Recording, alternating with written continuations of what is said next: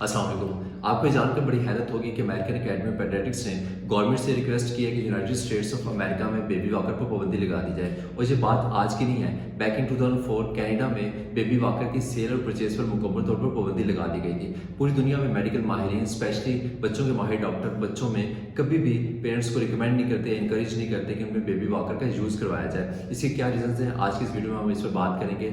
Unfortunately हमारी country में बच्चों में वॉकर्स का बेतरीक इस्तेमाल किया जाता है और इसकी वजह से बहुत सी इंजरीज बच्चों में देखने को मिलती हैं और बच्चे लाइफ लॉन्ग डिसेबिलिटी का भी शिकार हो जाते हैं। हम इस वीडियो के एंड पे ये भी बात करेंगे कि कौन सी ऐसी कंडीशन है जिनमें हम स्पेसिफिकली बच्चों को वॉकर का इस्तेमाल करवा सकते हैं। लेकिन नॉर्मली ये बात समझने की है कि बच्चे अमूमन 6 महीने की उम्र में अपनी सिटिंग अचीव करते हैं या फिर स्पोर्टिव या असिस्टेड सिटिंग परफॉर्म करना शुरू कर देते हैं। उसके बाद बच्चों ने 1 साल की उम्र में खड़े होना शुरू करना होता है और इस दौरान बच्चे अपना ट्रंक कंट्रोल सीखते हैं और ट्रंक कंट्रोल सीखने के लिए बच्चे अपनी रोलिंग या फिर क्रॉलिंग परफॉर्म करते हैं, जिससे उनका जो कमर का हिस्सा है वो मजबूत होना शुरू हो जाता है। लेकिन अनफॉर्चुनेटली जब पेरेंट्स अपने नॉर्मल बच्चों की ग्रोथ में उनको वॉकर की सपोर्ट दे देते हैं, और ऐसा अमूमन वहाँ देखने को मिलता है जहाँ पर बच्चे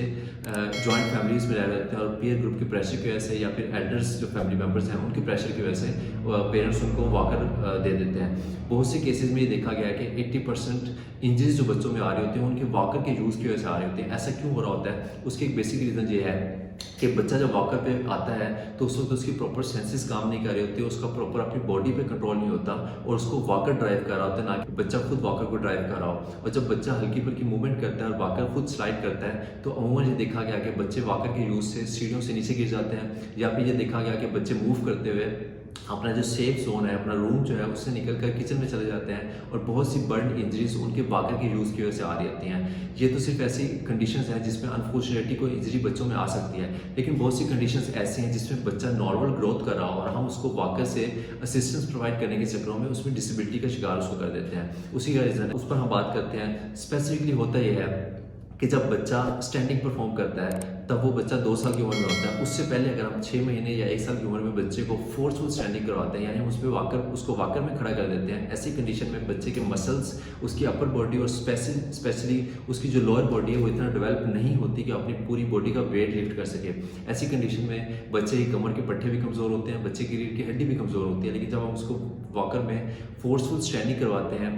तो बच्चे में स्कोलियोसिस डेवलप होना शुरू हो जाता है, यानी उसकी रीढ़ की हड्डी कमर की वो टेढ़ी होना शुरू हो जाती है और ये लाइफ लॉन्ग डिसेबिलिटी का शिकार भी बन सकती है और उसके चेस्ट वॉल में भी मुख्तलिफ चेंजेस आ सकती हैं। इसके अलावा बहुत सी कॉमन चेंजेस जो आती हैं बच्चे के लोअर लिम्स में, क्योंकि उनकी जो लेग्स हैं वो प्रॉपरली डेवलप नहीं होती, उनकी बोन्स इतनी स्ट्रॉन्ग नहीं होती हैं कि पूरी बॉडी का वेट उठा सकें। ऐसी कंडीशन में बच्चों में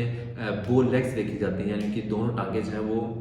कमान की शक्ल में आ जाती हैं और टेढ़ी होना शुरू हो जाती हैं। ये कंडीशन जब डेवलप हो जाती है और वो उसमें स्ट्रॉन्ग हो जाती हैं, ऐसी कंडीशन में उनकी बोन्स, तो फर्दर उनकी बोन्स को सीधा करना भी पॉसिबल नहीं रहता कुछ कंडीशंस में। इसलिए पेरेंट्स को उम्मीद रिकमेंड किया जाता है कि आप वॉकर का इस्तेमाल बच्चों में कभी भी ना करवाएं। ऐसी बहुत सी कंडीशन देखी गई है कि बच्चों में वॉकर का यूज़ करने से एबनॉर्मल इंजरीज आ रही होती हैं, बच्चे में गेट पैटर्न चेंज हो रहा होता है, यानी बच्चे को जब बच्चे ने खुद अभी वॉकिंग नहीं परफॉर्म की, वॉकिंग नहीं सीखी, उसकी प्रॉपर बॉडी अभी ट्रेन नहीं है वॉक करने के लिए और हम उसको फोर्सफुल वॉकर में डाल देते हैं और बच्चा वॉकर में वॉक करना शुरू कर देता है,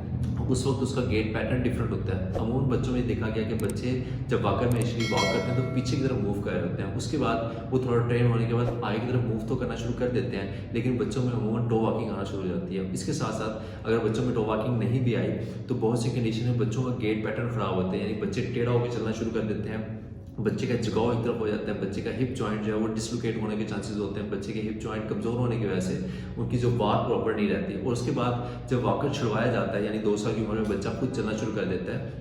तो उस कंडीशन में बच्चे का प्रॉपर जो गेट है, यानी उसके चलने का स्टाइल जो उसकी चाल जो है वो काफ़ी डिस्टर्ब हो चुकी होती है ऑलरेडी, और उसके बाद फिर उसको प्रॉपर ट्रेन करने में, उसके पोस्चर को ठीक करने में काफ़ी लंबा अर्सा दरकार होता है। ऐसी कंडीशन में एक ये गलती करने से, यानी बच्चों को कम उम्र में यानी 6 महीने या 1 साल की उम्र में वॉकर दे देने से एक बड़ी मिस्टेक ये भी होती है कि बच्चे को खुद से ट्रेन होने में, यानी खुद से वॉक करने में एक लंबा अर्सा दरकार होता है। जब बच्चा अपना नॉर्मल रूटीन में वॉक कर रहा होता है, यानी 1 साल की एज में वो स्टैंडिंग परफॉर्म करता है, फिर वो स्पोर्टिव वॉक करता है, उसके बाद भी 2 साल की एज में वो नॉर्मल वॉक करने की तरफ आता है। अगर हम इससे पहले बच्चों को वॉकर दे दें तो बच्चे अपनी मसल्स को खुद से डेवलप नहीं कर पाते, उनकी बॉडी स्ट्रक्चर जो है वो इतना डेवलप नहीं होता, उनकी बॉडी इतनी ट्रेन नहीं होती कि वो 2 साल की उम्र में विदाउट वॉकर भी ट्रेन कर सके। अगर हम बच्चों को अर्ली डेज में वॉकर ना दें तो बच्चा नॉर्मली 2 ईयर्स तक खुद को ट्रेन कर लेता है, ताकि बच्चा बगैर वॉकर भी वॉक परफॉर्म कर सके और उसके बाद प्रॉपर वो रनिंग और अपनी एक्टिविटीज़ की तरफ आ सके। लेकिन जब हम बच्चों को शुरू में असिस्टिव डिवाइसेस दे देते हैं तो वो आगे चल के फर्दर एज में बगैर डिवाइसेस के उनके लिए वॉक करना मुश्किल हो जाता है। अब हम बात करते हैं कौन सी ऐसी कंडीशंस हैं जिनमें हम बच्चों को वॉकर रिकमेंड करते हैं। एक चीज़ तो मैं क्लियर करता चलूँ कि कोई भी अगर नॉर्मल बच्चे की डेवलपमेंट चल रही हो, यानी उसकी मोटर डेवलपमेंट नॉर्मल है, उसकी कोग्निशन नॉर्मल है, ऐसे बच्चों में हम कभी भी ये रिकमेंड नहीं करते कि आप बच्चों को वॉकर दें या फिर वॉकर में बच्चों को डालकर उनको उनके हाथ पे छोड़ दिया जाए।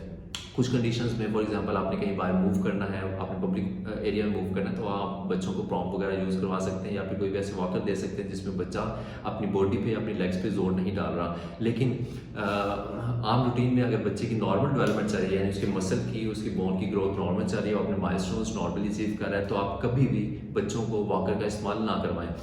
अब हम बात करेंगे कि ऐसी कौन सी कंडीशंस हैं जिनमें बच्चों को हम वॉकर रिकमेंड करते हैं। जब भी बच्चे में कोई भी न्यूरोमस्कुलर डेवलपमेंट इश्यूज आ रहे होते हैं, बच्चे में मोटर इश्यूज आ रहे होते हैं, बच्चा डिलेड माइलस्टोन्स के साथ होता है, बच्चा ग्लोबल डेवलपमेंटल डिले के साथ होता है, या स्पेसिफिकली उसमें कोई भी ऐसा डायग्नोसिस बना हुआ है जिसमें उनको